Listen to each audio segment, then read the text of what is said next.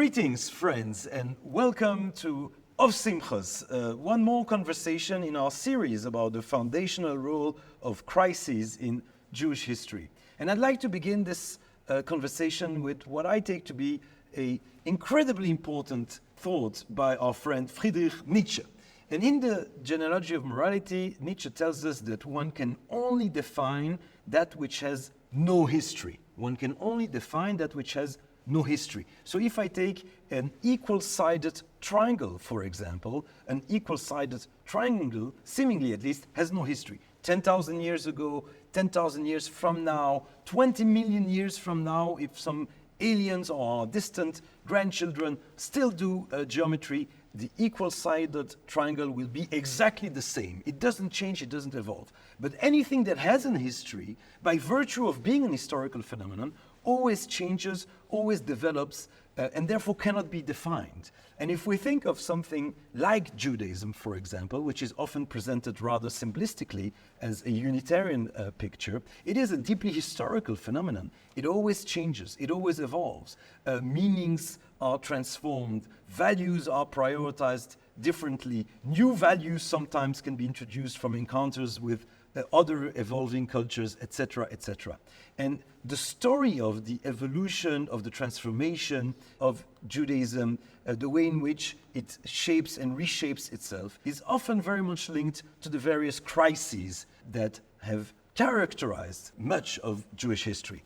The crisis that we will be focusing on today is one that is often portrayed as being particularly significant in redefining Judaism. And I am talking, of course, about the destruction of the Second Temple, which is what we will be discussing here today with our esteemed guest that we are deeply honored and very happy to welcome to our series, Professor Michal Bar-Asher Siegal. Professor Michal Bar-Asher Siegal is a scholar of rabbinic Judaism. Her research focuses on Jewish-Christian interactions in the ancient world and compares early Christian and rabbinic sources. She's a professor of Talmud at the Jewish Thought Department of the Ben-Gurion University of the Negev. She's literally just returned today, a few hours ago, from a sabbatical at the Harvard Law School where she was a visiting professor. Her books are Early Christian Monastic Literature and the Babylonian Talmud, published by the Cambridge University Press in 2013. In 2014, it won the Manfred Lautenschlager Award. And then Jewish-Christian Dialogue on Scripture in Late Antiquity, Heretic Narratives of the Babylonian Talmud, published again by the Cambridge University Press in 2019. It was a finalist of the National Jewish Book Award. Professor Michal Bar-Asher Siegal, Shalom Rav, welcome. Thank you very much for joining us. Thank you for having me. So before we talk about the destruction of the Second Temple, let's first think about the rise of the Second Temple and the political circumstances and the political reality which enabled the building of the Second Temple. So for this, we have to go back to the First Temple period. The First Temple period ends and with the destruction of the temple by Nebuchadnezzar, and as opposed to the previous destruction of the 10 tribes, when this final destruction of the First Temple happens, the Jews move as a group and situate itself in Babylonia. This is where we get on the river of Babylon, where we sat and we wept, thinking of Zion. And they remember their roots, they remember that they came from, and they yearn to go back. And they get that chance, not soon after. Almost 70 years after the destruction of the First Temple, Cyrus appears on the stage of history, and allows minority groups in his kingdom, the Persian kingdom, to go back to their origin country and build their temple. And the Jews are part of that historical process. And so they're given the chance to go back to the land of Israel and build their temple. Surprisingly, even though they were sitting there and yearning for the return, not many do return. And we're here, and this is where we're at the end of the Bible, the books of Ezra and Nehemiah. That's where we're at. And we're hearing that not many go. And this is kind of upsetting to some. And not only that, they built the first temple and it's shabby. It's not that great. And we have people there who still remember the glory of the first temple, and they're like, this is not great. I always compare it when I came to the United States and I saw Washington, D.C. with its glory, and I thought in comparison of our, shed of Ben Gurion, and I always say, that it's a little bit like that, on purpose, obviously, but there was something very, minor in the Second Temple when it was first construed. So this is where it starts. We're talking about the inauguration of the temple in 516 BCE, and there's problems, and the leader tried to. We see a focus all of a sudden of the distinction between the Jews and the non-Jews. This begins to be a thing. We're told the Jews are told to separate from the non-Jewish wives, which is a new phenomenon. There is a reformation, a religious reformation. And so this is where the Second Temple period begins. But the situation is different, right? Because we have that minority that's still there in Babylon in exile. And they seem to be happy there, and they're not eager to go back to the land of Israel. So we have that two communities, at least two, if not more, of Jews spread around. So time goes back, and then we have to talk about a very, very important leader called Herod. And Herod is made the leader of the area, and he doesn't like shabby buildings. He wants his kingdom to be very impressive. For visitors and for people, he needs to be remembered. He likes big construction. Huge, exactly. That's a very good word for Herod. Herod's like huge stuff. So he builds, Caesarea, and he builds the Herodion. So he builds all kinds of very impressive stuff. And part of this is Metzadah, and part of this is the temple. He can't allow the temple to remain as it is. And he undertakes this huge renovation of the temple and he flattens the top and builds all kinds of walls to hold it in place. The western wall, the kotel that we use, is part of Herod's renovation of the mount, the Temple Mount. Supporting wall of that plaza that he creates. Because he flattened it and built this is a very impressive building that he wants people to come and see and be very impressed with. And the rabbis, who I'm a scholar of, remember that fondly. He wasn't a nice guy. He killed a lot of people, and he was very paranoid for his rule, and the rabbis knew that, but they remember him favorably for that. So he makes the temple into something very impressive. And that lasts all the way to the destruction of the temple in the year 70. So that's what we call the Second Temple period. It has its shticks, it has its own, vibe of different phenomena that happened at that time period, and this is what we call late antiquity, accumulating in basically the creation of the two major religions that we know from then on, which is Christianity and rabbinic Judaism, that starts at the end of that time period. And we have various regional and Mediterranean powers that come to play in that period, because we started our story with Israel being under Persian rule. Then after Persia succumbs to Alexander the Great, there's Greek rule, there's the short period of Jewish sovereignty with the Hashmonaean rule, and then Herod, who's installed by the Romans. Yeah. Would you say that throughout these very different political environments, the Second Temple had a similar function, a kind of continuous religious function, cultic function among the Jews of the time? This is a really good question, and it's hard to answer. And for this, we have to talk about the sources that give us the answer. Right? So when I'm talking about Second Temple period, I have a few sources from that time period. Josephus, for example, is one source. We have some books from that time period. And we have narratives that look retroactively much later on that time period and tell us about that. And chiefly among them, the New Testament and rabbinic literature, which is even later than that. And when we're dealing with the sources, we always have to ask, what did they attempt to do? What was their ideology? What was the purpose when they were telling a story? What they're trying to create, what they're trying to do? So this is why it's a complicated question. And if we're taking the question of what was the place of the temple in the life of a Jew in the time of the Second Temple period, it's a very, I would say, question that scholars are divided on. Until very, very recently, the assumption was that the Judaism of the time was temple-centered. the sacrifices, the priest. The temple was a very central thing to the life of a Jew.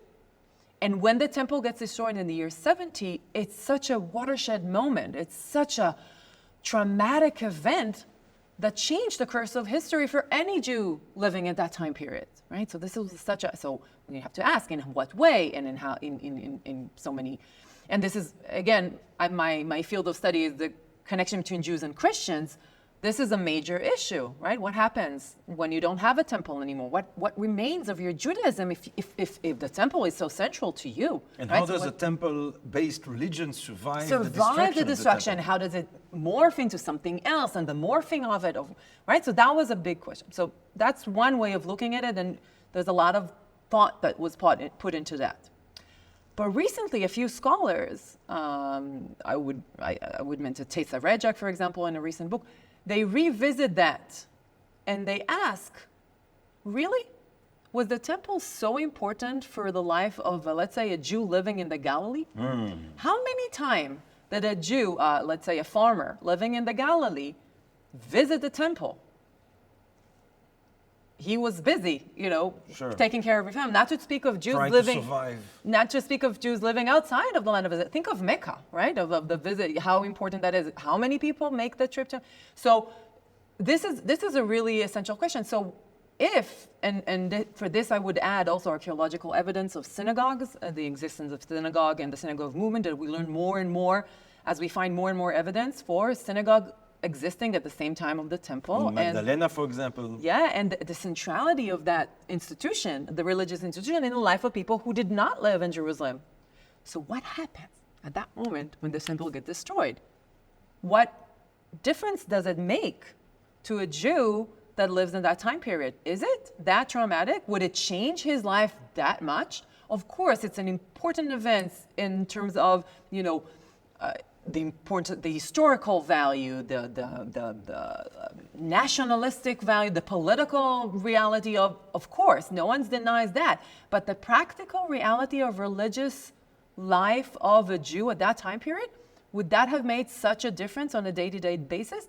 And if we're looking at it from that perspective, and then looking at Second Temple period, then we have to ask the question a little bit differently. If the temple is not the most important factor in building the life of a Jew in the Second Temple period, then what is? And what makes Second Temple period, in addition to the temple itself? And that's a different question to ask, and I think that we know about that even more. So would it perhaps also be a way to resolve the controversy, or accepting both perspectives, to say that for some Jews, maybe those nearer to Jerusalem, of course the priestly caste itself, the destruction was a completely traumatic event, a life-changing event, and for Jews who were more at the periphery of the nation, it might be less significant. This is a really good hypothesis to ask, but let's talk even of the area of Jerusalem. We have found the writings of a group that's very close to Jerusalem, sitting in the Dead Sea area, and they don't like the temple at all, while the temple exists.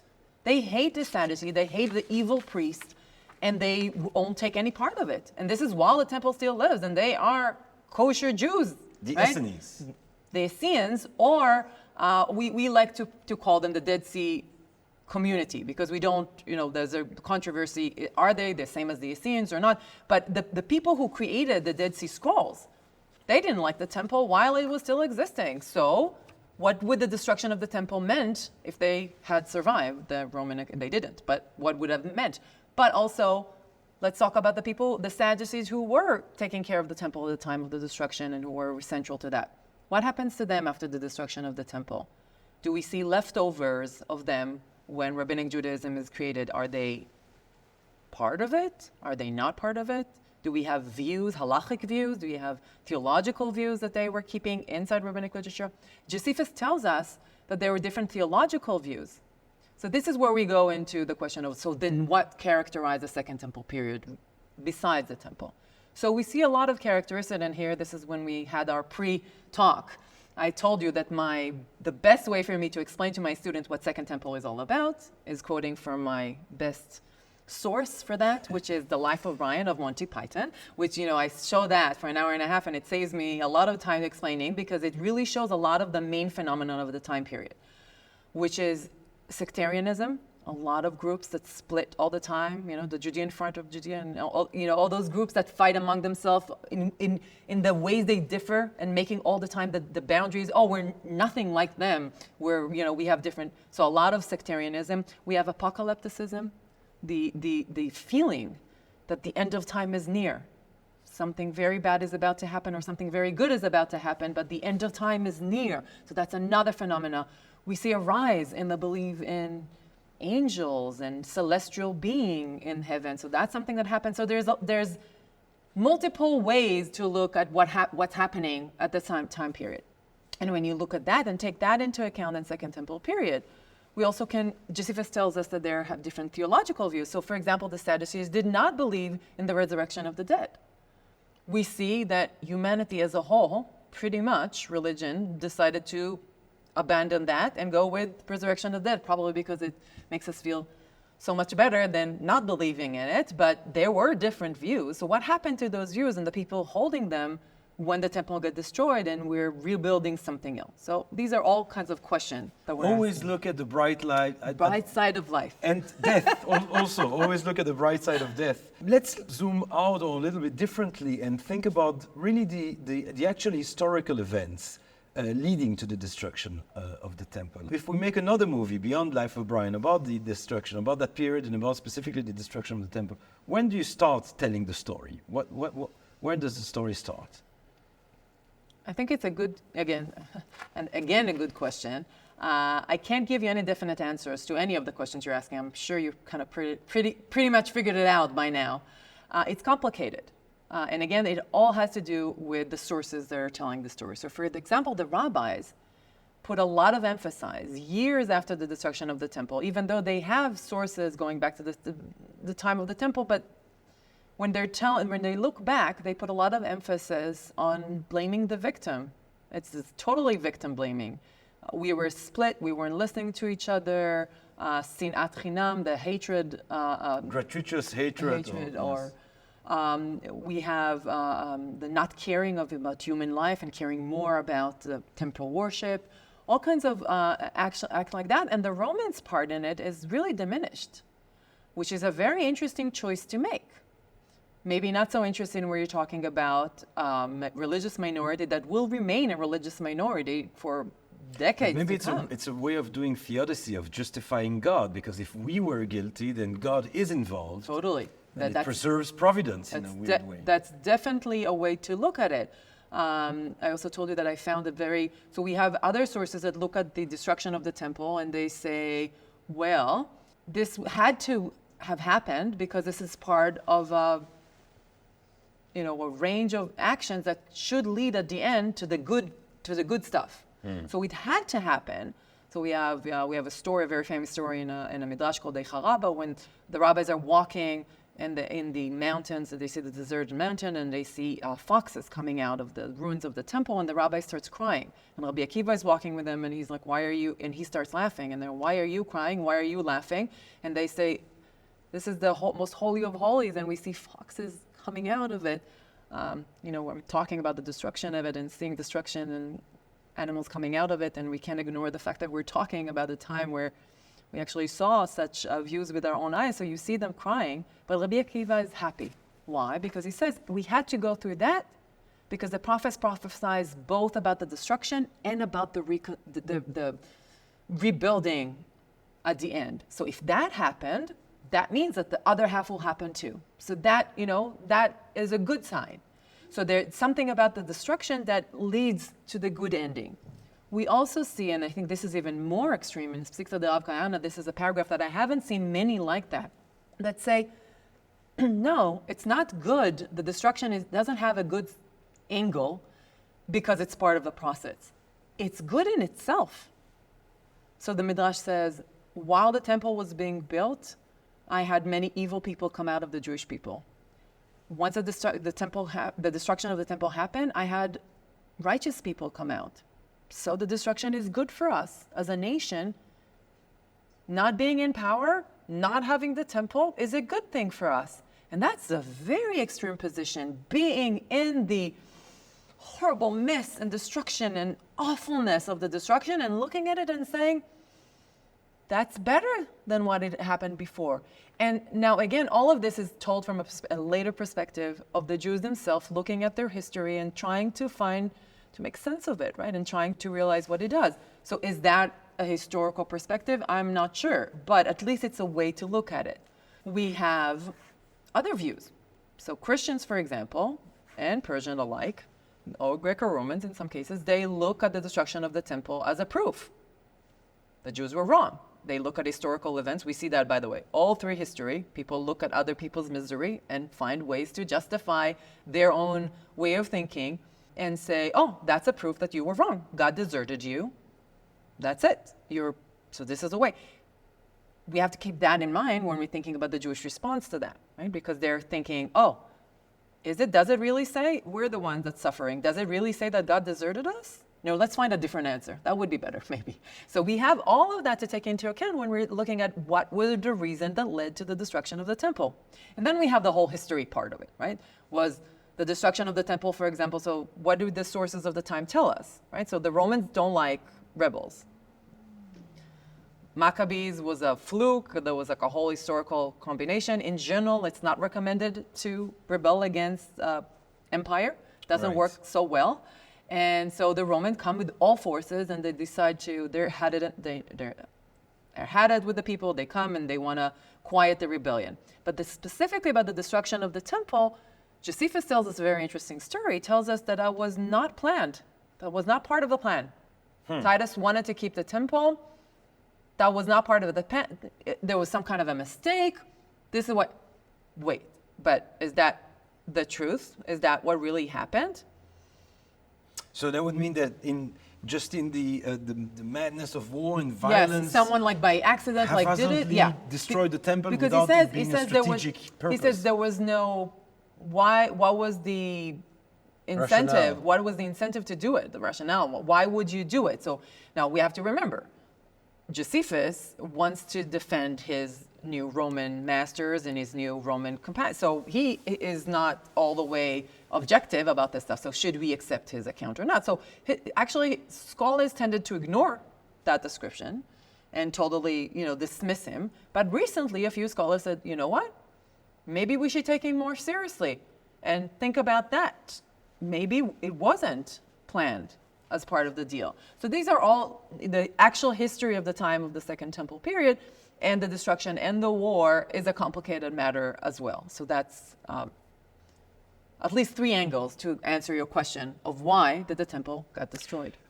One of the images, I think, that became iconic surrounding the destruction of the temple is, of course, the famous relief in Titus's victory arch in Rome, which, talking to you now, I think it maybe look a little bit like you coming back with the whole family from my sabbatical today, year. from your sabbatical, but which has become like paradigmatic of Jewish suffering, of Jewish exile with the menorah.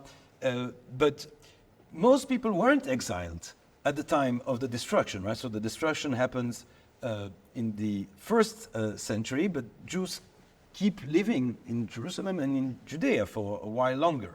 Yes, so Judea is complicated, right? By the Bar Kokhba revolt, the Romans don't allow Jews in Jerusalem anymore. So there are a few years that they can still be around.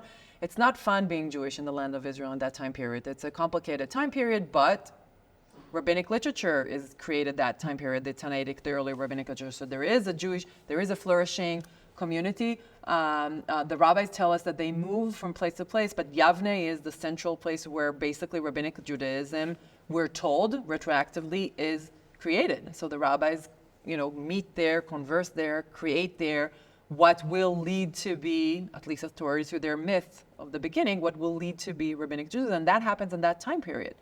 But the fact that we have other Jews around the world is an important fact. The problem is our lack of sources from that time period is And we're talking about what, from 70? 70 on. So rabbinic literature is divided into what we call the Tannaitic period, which is the early period. We're talking about first and second period. The sources starts arriving to us in the redacted, Mishnah. the Mishnah, beginning of the 3rd century. So this is what we're talking about. And then we have the later rabbinic period called Amoraic period, which is 3rd century, 4th century, 5th century. And this is later. So this is... Talmud. Yes. But then when we're starting at the beginning of the 3rd century, we all of a sudden know much more of the two major Jewish sites. Remember, we started with Babylonia, right? So now all of a sudden we hear, which we didn't for a while, we get sources from that time period, mostly the Babylonian Talmud that's created in that same geographical area where the Jews have been living all this time. But we had this like time in the middle where we have bits and pieces from what was happening, but not just in Babylonia, but we don't have sources, written sources or evidence from that time period. But we do have, not just from there, but for example, Rome. If you go to the catacomb under Rome, you can see Jewish inscriptions and Jewish, tombstones that show evidence of Jews living in Rome at that time period. We don't have a lot of written material from them, but they were around. So there were Jews all over the place. And that's an interesting angle to look at it, because Judaism is no longer centered only in the land of Israel. So what does that do to Judaism as a whole, as a religion, as a culture, to its history? How does it change what religion, the Jewish religion, is all about? In our first conversation we had about the First Temple period with Professor Israel Knoll, he said that he thinks that in some ways the destruction of the First Temple, the exile in Babylon, and the concern for the loss of the cultural heritage surrounding the temple might have been an impetus in many ways to collect various sources, to preserve them, and maybe to edit them. And to put it very simply, that in some ways, historically, the Jewish people traded the First Temple for the book that reflects that effort, for the Bible. Would you say that perhaps there's something similar at play, that because the temple is destroyed and with it there's a degree of cultural anxiety and religious fear that we are losing our identity, and that would have encouraged the rabbis, the Tannaitic period, to preserve their customs and to create the body of work that was to become the Mishnah? And here we go to the myth of creation that the rabbis preserve to us. In Mishnah Eduyot and Tosefta Eduyot, we have a story that is a little bit like that after the destruction of the temple in Yavne, when the rabbis were there, they decided to start collecting rabbinic literature. So traditionally, this was understood as a result of the trauma, right? A fear of losing your own tradition once you don't have the temple, once the Jews are changing their mode of being. Recently, some scholars started saying it's not really clear that that's the reason, and not just historically, but even in the myths itself, we're not even sure. So Shlomo Naeh, for example, suggested that this is a problem of too many sources. All of a sudden, they wake up one morning and they're like, oh, wow, there's so much tradition that's been accumulating. We are having problems accessing all of this. So we should really start organizing it better, for example. So it's a question of access. Well, others still say, well, we do need to preserve all the tradition, but it's not really directly connected to the destruction of the temple, but more has to do with the fact that time has passed and there's so much. How do you best preserve your tradition so it's not forgotten? So we have all kinds of different ways of reading into why the rabbinic project was created. And it's a good question. I would add to that, I've recently written an article about that if you look right and left to other traditions of the time, you see similar concerns as well. How does one keep? It's a good question. How does one keep one's tradition for the long term? Especially if you have, so for example, written or oral? This is an actual question that Manichaeans are asking. They like writing. But that we're asking, we like oral.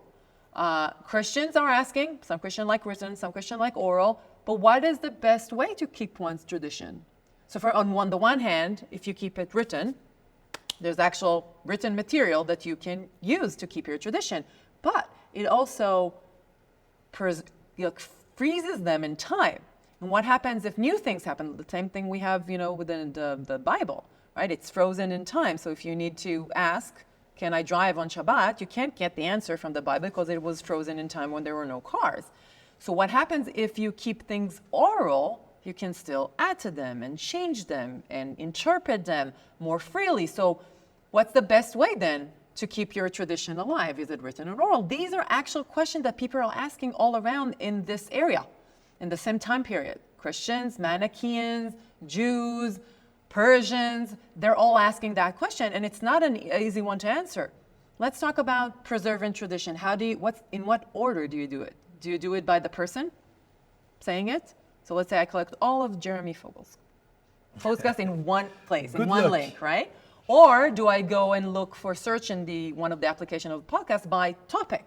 And that's a different way of organizing material. Which one is better? So the Mishnah is organized by topic, and the Midrash is organized by the order of the biblical verses.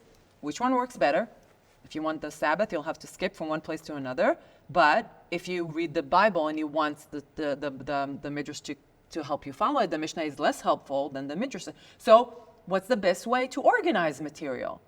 If you need to remember them orally, what would be helpful for you orally to access a lot of information? All of these are really good questions, and we're not the only one asking them in the ancient world. Other people are. And I think so this is my contribution to that discussion when I'm saying, you know what, it's interesting to think about it with others at the time and see that these were actual questions. So was the destruction of the temple the reason they start thinking about collection, their tradition? I'm not sure. It happens in the years following the destruction of the temple, but I'm not completely sure that this is the reason that they turned to the collection of them. It was part of a much larger process. By the way, you mentioned, and this is my last point, you mentioned the priestly, group, or the Sadducees, and they lose power when the temple is gone, and the rabbis, Josephus tells us the Pharisees, which the rabbis see themselves as a continuation of, were the most popular. Everyone liked them. Don't forget, they promised the resurrection of the dead, and the Sadducees don't. They're not elite. Bright side of death. There we go. They're not elitist as the others, right? So you have blue blood of the priests, which you don't have with it. So they're the most popular. And the rabbis see themselves as a continuation of that group. That happened because the Sadducees lose their temple. So that is part of the reason why the rabbis come into play. And then the rabbinic projects begins. But we do see that during the time period after the destruction of the temple, when the rabbinic project is being created, they fight for authority. They try to use their own traditions to really cement the fact that they're the new Judaism that everyone should follow. So they come up with the fact that there's two Torahs, one oral and one written. They're the oral one. And they were both given at Sinai. Well, that's a weird concept. So it becomes as authoritative as the written. Yeah, but who's saying that? The rabbis themselves. Of course. There we go. So we have to still remembering all the time, these are mechanisms and rhetorical devices that are meant to cement the fact that what you're about to read is the real deal. So this is, again, this is where we started our conversation, and we keep going back to the problem of the sources. You're asking me questions that are some historical and some theological and I need to always think about where am I giving you answer from. I'm giving you from sources that have other agendas in place. So that's always something to think about when we're talking about this. But I think, though, that generally speaking, as opposed to the rather usually, maybe perhaps somewhat hackneyed and maybe cliche, but sometimes there's good reasons for things to be cliche, a story about how the destruction of the temple leads to this great crisis in the existence of the Jewish people, of the Jewish religion, because it was temple-based and now there's no more temple. So there's a rabbinic revolution that brilliantly reinvents and redefines Judaism and turns it into something that can survive without the temple. You provide at least two reasons for why this is overly simplistic. First of all, you say that, let's wait a second, during the time of the temple already many Jews were living Jewish lives that were not that connected to the temple, those that stayed in Babylon and those that are busy fishing or shepherding their flocks and busy surviving in the harsh conditions of the time, and they lived and continued living with or without a temple. And also, contemporaneously to the efforts of creating rabbinic literature, you can see other similar efforts in neighboring cultures, the Manichaeans, the Christians, and that also is related to a wider picture that is not necessarily centered on the temple. Exactly. So if we think of this more complex story that, Professor, you are providing us, what what is the legacy and the importance and the historical, cultural, and religious significance of the destruction of the Second Temple in your view? I think we have to here. It's easier for me to use the sources because the rabbinic literature became, not, by the way, not just for us, I'm looking at the Jewish people, but for Christian religion as well, the destruction of the temple. But let's put that aside for a second. But for the Jewish people, rabbinic sources became the narrative, the cultural heritage for many reasons. That's the Babylonian Talmud, the text that I study, became by the 11th century the authoritative sacred text that Jews live their life according to, that the state of Israel makes us all live in some parts of it according to the rules written in that text that was redacted in the 7th century CE, and we're still following the rules that are in them in the official laws in the state of Israel, divorce law, for example, in Israel. So we have that. Hopefully not for long. These texts, I'm with you on that one. With these texts, these become the culture of the Jewish people. So this is why we have to look at these sources and say, okay, so what did the destruction of the temple mean to the rabbis? And interestingly enough, I think it meant two things. First of all, it meant, as we saw, a monumental historical event that they saw the Jewish people responsible for. And then we thought, why? What should we learn from this? And what should we think? And they took it very much to a personal level. And by the way, along the lines of the prophets. But they continuated with it, the focus, the emphasis on the cultic and the forgetting to love thy neighbor. The rabbis go very strongly on that point, which is, I think, is a very interesting and wonderful choice to make, to look at this and say, what is our part in this? Which, by the way, has historical background to that. The horrible fights within the different sects in the group that made the war worse and, weakened us in front of the Romans, all true, but the rabbis chose to focus on that. And that's an interesting choice to make for us as a culture to look at it and say, where were we responsible for that? What can we learn to do different, right? And this is about loving each other and living better with each other. So I think that's a nice way of looking at it. But the second angle to look about that and about what did is that the rabbis benefited at the end of the day from the fact that the temple was destroyed and something new was created at Yavne with the rabbis and what was created. And they benefited in a sense from that. So the destruction of the temple and the demise in a way of the lowering or the diminishing power of the priestly caste leaves a certain kind of vacuum which the rabbis can fill. I'm not necessarily sure that it was one or the other, but there's a process from moving from that to that. And also the fact that, again, they lose all power, right? Even they didn't have power in the end of the Second Temple period, but they still had some kind of an autonomy, and that goes less and less and less. And the rabbis build a religion that lasts even without a national agenda, even without a country, and some kind of an autonomous religion that, who knows how many people, follow that in the beginning. But by the 11th century, and that's an interesting way of looking at it, right? So they're looking at the destruction, they're seeing its trauma to but its potential and what it did to the Jewish people. And you mentioned the Archbishop Titus, a colleague and a friend, Stephen Fine, recently looked at it and used colors to reconstruct the way it was created and the fact that it's beautiful, very different from seeing it in gray. Seeing it in color, it's a little bit kitschy kind of, like a very bright colors.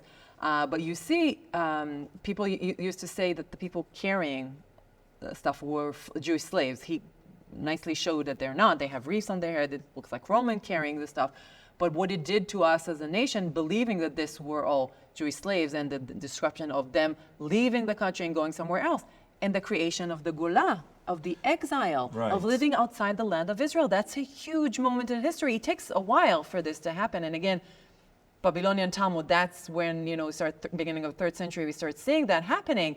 But this is where the Jewish people will live. This is an interesting point, I think, that what Titus's arch shows is the destruction of the temple and apparently Roman soldiers looting the temple and returning victoriously with the menorah and the other utensils of the cultic life of Jews at the time.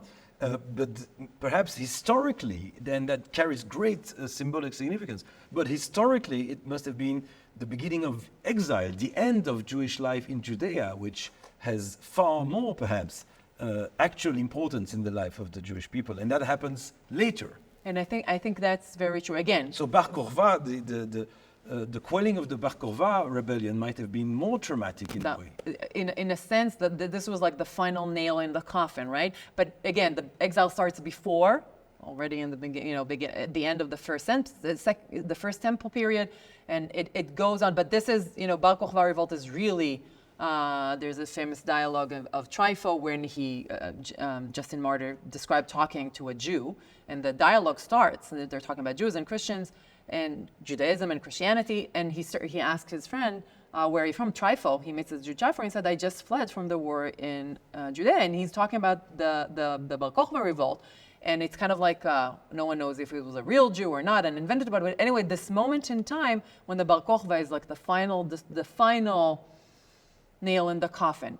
Again, remembering that we still have continuous Jewish existence in the land of Israel, creating the Palestinian Talmud, right? And we have yeshivot geonim that are Geonaic period study houses that are still there all the way to the 8th century. And we still have fights, by the way, about hegemony. Which one is better, the Babylonian Talmud or the Jerusalem Talmud and the Palestinian Talmud? And we have letters trying to trash each other. But the Palestinian Talmud is mainly in Galilee. Yes, they're not in Judea anymore. Yeah, this is why we don't like calling it the Jerusalem Talmud. We like calling it the Palestinian Talmud because it's more an accurate term, because it wasn't. In Jerusalem. There was one place it wasn't. It was in Syria and the Galilee. It was not in Jerusalem. Yeah, but it was in the land of Israel. That still existed. And that tapers as time goes by. But at the same time that this was happening in the land of Israel, the creation of the exile of the Gola and the Jews and the Jewish community living there, that's a moment that is going to change Judaism forever. You, Professor Michal Bar-Asher Siegal, are a scholar, a researcher. This is your work, your profession. You teach and you write about rabbinic literature and about that cultural religious legacy in a way of exactly these events, the destruction of the temple and the historical period that followed it. But you're also a human being, a person, a Jewish woman living again in Israel at this time, at this very difficult time. I was wondering, how does this event as a symbol and as an actuality strike you in this period? What does the destruction of the Second Temple mean to you? Again, as you said before, you're catching me right in the moment when I finished my sabbatical year. I was teaching at Harvard Law School this semester when the war broke out, and I was teaching a class called Jews and Christians in the Law in the Beginning.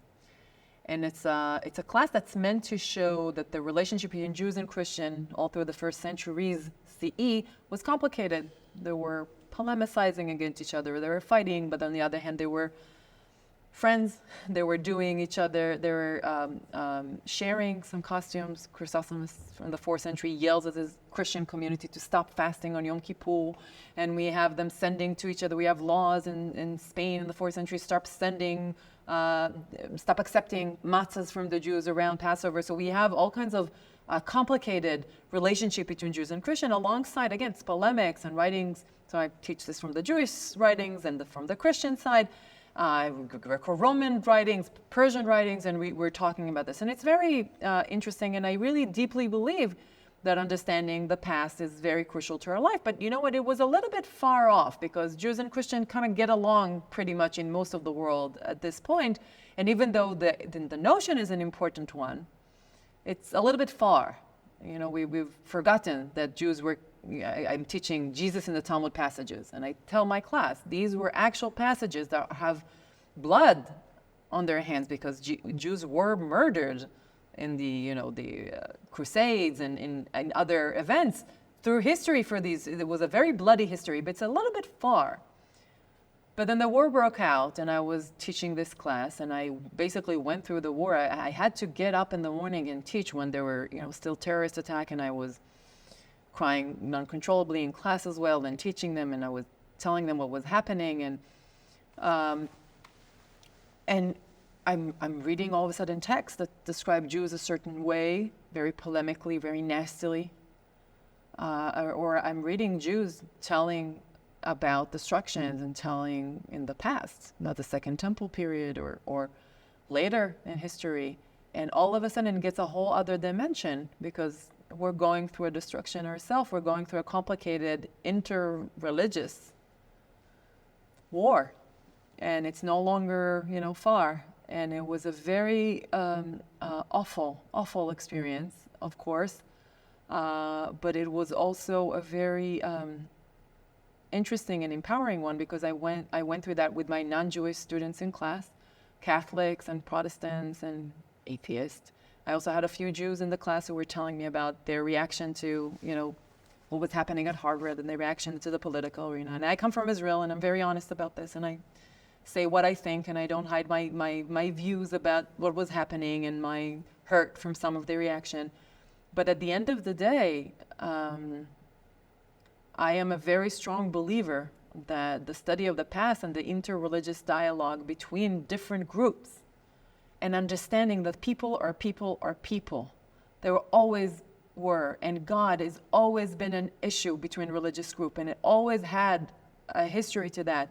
And we can't just look at the way we live disconnected from this past. It has to be part of the way we look at history now if we want to wish to veer from that horrible course and go somewhere else. And I think it talks about compassion, it talks about anger, it talks about people's need for revenge. We talk about the ethical and moral questions. We talk about theology. God is present all the time. And the reason for the war, and the reason for the destruction, and the reason for horrible acts by men, and for the reason for people reacting on the horrible acts of men, God is everywhere. And what kind of God is it? Right? What are we talking about? And this is where theology is super crucial. And when we talk about what is the God that makes you do it? What's the God that makes you react a certain way? In a nutshell, we have to study this because this is what people do and have always done. And this horrible thing that we're going through is part of that. And lastly, and here I'll plug in something that I think is very, very important. We as a Jewish people need to look at our culture bravely and say, what does it say about acceptance of non-Jews? Chok HaLeom in our country, the law of nationality. What does it say about women's rights in this country? This is our culture. We have to look at it straight in the face and say, what does it teach us? Do we still hold by that? Do we want to hold by that? Keeping our culture as part of who we are, but being brave enough to look at it and say, well, where would that lead us? Where did that lead us if we're treating our neighbors in our country in a certain way?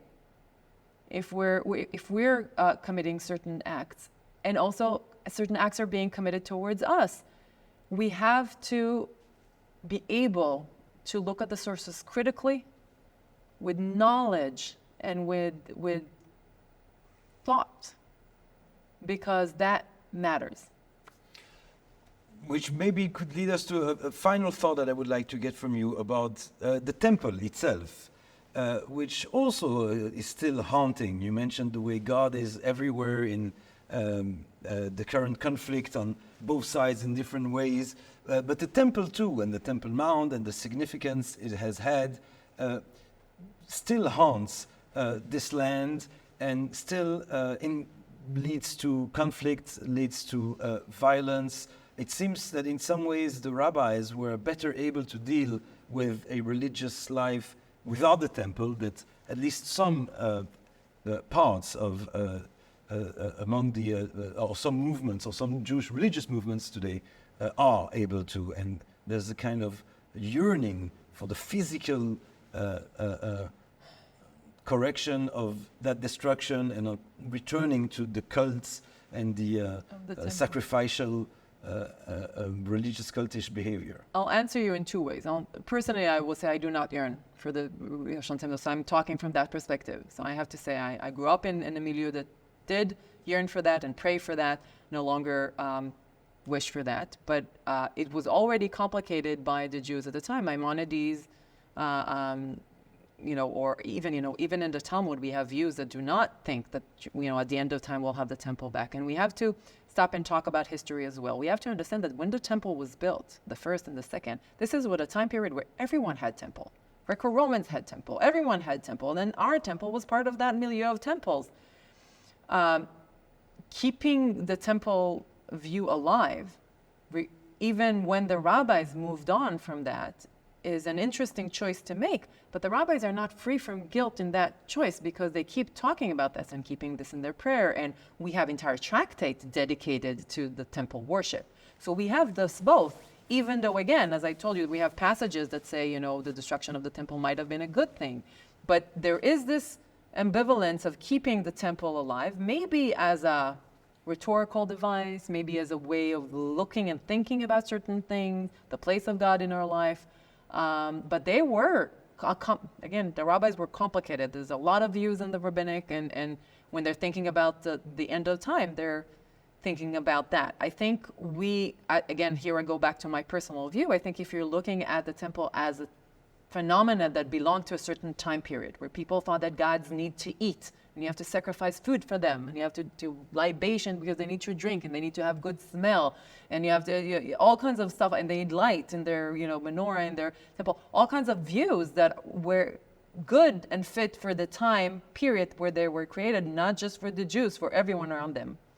And then think about our time period and say, 2,000 years later, are we still there? And I think that's a question that we need to ask. We can have an inner temple. We can have a temple. If you need an inner temple, you can have that too. But I think the physical one gets us in more trouble. Professor Michal Bar-Asher Siegal, thank you so much for joining us and for sharing so generously and enthusiastically of your research, your wisdom, your knowledge. It's been a pleasure to have been blessed with this fascinating conversation with you. Thank you so very much. Thank you so much. And thank you very much, friends. I very much hoped you enjoyed this conversation, the ones we have already recorded, those we hope to record in the future. And in the meantime, only good health, love abounding, and of Simches. Thank you very much.